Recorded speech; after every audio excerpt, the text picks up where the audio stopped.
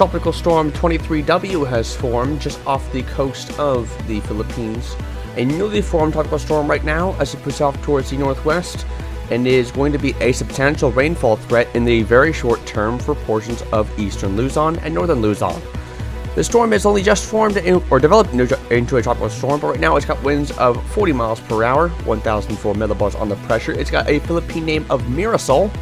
My bad, I thought how you pronounce it. Moving northwest at 15 miles per hour, and we are code yellow for the rainfall threat from the tropical cyclone for portions of Luzon, as well as maybe Hong Kong later on down the line. We'll have to wait and see what Mirasol does, though. So here's where the storm is located right now: 16.0 degrees north, 122.5 degrees east, which is located 54 kilometers west from Casiguran, 195 from Tuguegarao, 208 from Baguio, 275 from Santa Ana, and 280 from Apari. All those in miles: 34, 121, 129, 171, and 174. All of those in the Philippines, and the storm is forecast to move off towards the northwest and make landfall very, very soon in Luzon, probably as a mid-tropical storm. We don't really have much wind field data from the DTWC just yet, but we're estimating that the wind field is mainly on the eastern side. It's going to be a very small wind field too, to remain a trend for the storm's life. Signal 1 warnings are in effect for northern and central Luzon, Catanduanes, Camarines Sur, and the Polillo, Batanes, and Babayan Islands. Remain tuned to Pagasa for your latest Signal 1 warnings for your area, and I don't imagine that we're going to be seeing Signal 2 warnings issued, as the storm is not going to be a real wind threat for Luzon. That's later down the line though. Hong Kong, watch out for that wind threat. We'll have to wait and see though. So the storm's primary threats as it stands right now for Luzon is going to be mainly flash flooding. Up to 300 millimeters of rainfall is possible in portions of Luzon over the next few days as the storm moves on through. But further north, Hong Kong is a more substantial threat. Heavy rainfall and strong winds are going to be potential there. The rainfall threat looks to be a bit more substantial up there and actually in offshore areas. Up to 400 and 500 millimeters of rainfall is possible over the area, as well as a typhoon strength storm is also possible in the regions in those areas. We'll have to wait and see though exactly how strong and what that rainfall threat entails over the next few days. We'll have a much better idea on the threats post Luzon, so we've got to wait for the storm to get through Luzon first. So here's what the track forecast is looking like right now. We're taking it off towards the northwest here into the South China Sea, maybe even a little bit weakening as it passes over Luzon here due to the mountainous nature of the island. Nearing typhoon status, some models do suggest that the storm will become a typhoon, especially the GFS you'll see here in just a few minutes. We're going with a high-end tropical storm right now, not seeing that the storm could not become a typhoon. I do think that there is a substantial chance that it will. We'll have to wait and see though over the next few days on what the storm becomes of that. So the DTWC's forecast cone, you can see they are also forecasting a 70 mile per hour peak, although they are going with a more northerly track past day 3, where they track into the Hong Kong area. Although they do forecast a little bit more weakening of a quickening pace than we do though. They're forecasting maybe even a low tropical storm moving into Hong Kong. I'm going to tell you that right now that's not going to happen. Intensity wise, it remains to be seen on exactly how strong the storm will go. A more southerly track will bring the storm more over water, leading to a stronger storm. A northerly track will bring the storm inland, will lead to a weaker storm. So the intensity we'll look at right now: ADT and DTWC down at negative pressure. Note the AMSU and SATCON and satellite appearance both giving a tropical storm appearance right now, and the 40 mile per hour estimate that we've given right now could be a little bit conservative.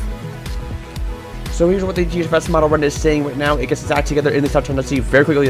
Right there, you can see it becoming a typhoon, moving off towards the west, and you can see the storm does track south of Hong Kong.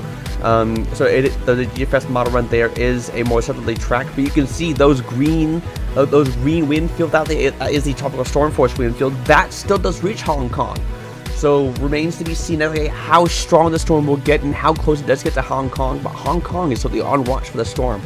And we do have more concerns back off east for Invest 90W. That could also become a typhoon threat over the next few days and could even become a lot stronger than what the storm is going to get. We'll have to wait and see though. So the reflectivity side of things indicating that the storm is going to push off towards the west here. Remains to be seen exactly how strong or how pronounced that rainfall threat is going to get.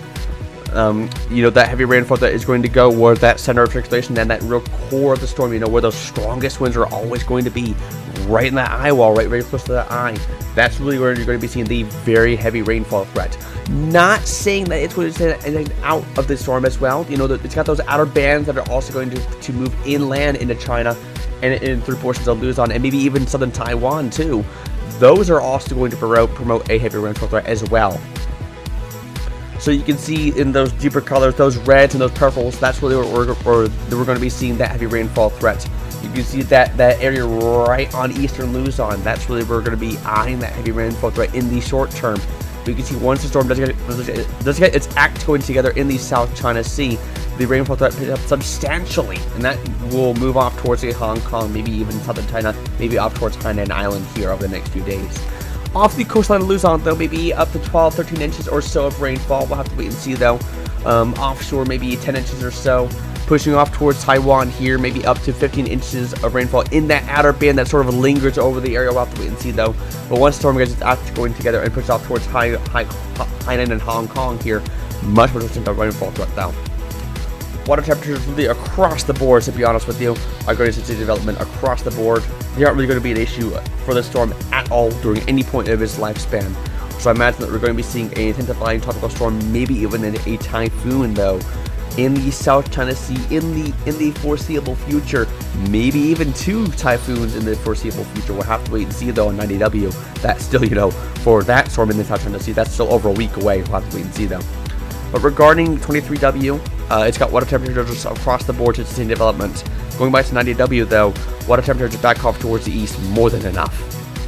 And you can really see here in the prediction, they are more than enough across the board to sustain development. Across the board, not going to be an issue for any system over the next few days. It's really going to be organization and wind shear that's going to be a main threat towards the storm itself.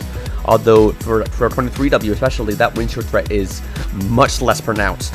So we're going to really be seeing a intensifying tropical cyclone, maybe even a rapidly intensifying one in the South China Sea in the short term. We'll have to wait and see, though, on how strong the storm gets. All depends on track. So regarding the surface observation plots, you can see there is a station in Luzon reporting a pressure of 1,008 millibars with a due northerly wind. So the storm's influence maybe is pretty small. So and that is certainly the appearance on satellite. We do think that the storm is going to remain small for most of its life. So we don't really think that this is going to be, you know, a tip-sized storm. You know, that's exaggerating at this point.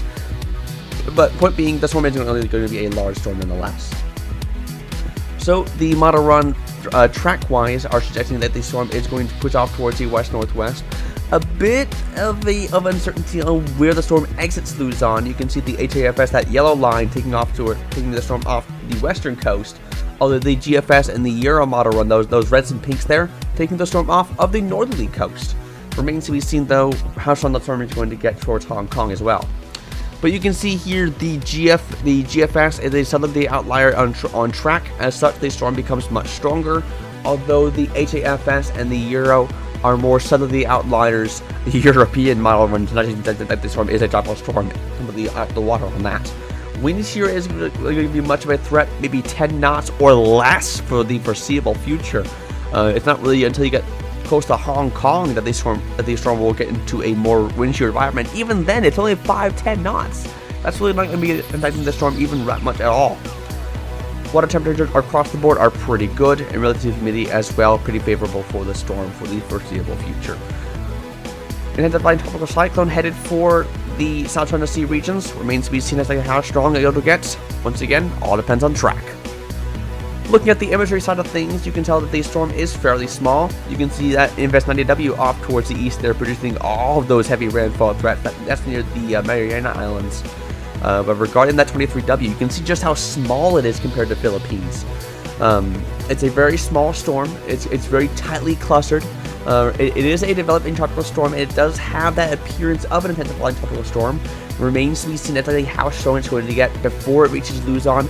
I do think that it's going to get to 50 miles per hour before it reaches Luzon. Maybe it might squeeze out 60, though. It is on really short time before it moves into Luzon. And I do think that we're going to be seeing a little bit of weakening as it moves into Luzon here. And then once it gets into the South China Sea, that's when that intensification rate will pick up. And we might see the storm get up towards typhoon strength in the South China Sea as it moves out towards Hong Kong. We'll have to wait and see though, all depends on track. The storm itself is looking fairly healthy. It's got that convective pattern going to it, and you can see the storm's influence is being felt with those thunderstorms that are going to be blowing up. And underneath those storms, you're going to have those very, very heavy rainfall rates that are going to make itself known underneath those storms. Remains to be seen exactly how strong the storm will get, but a pretty substantial threat here for the Philippines and Luzon over the next few days as 23W moves through. But Hong Kong on watch for potentially a pretty substantial typhoon threat over the next few days as it pushes through the South China Sea.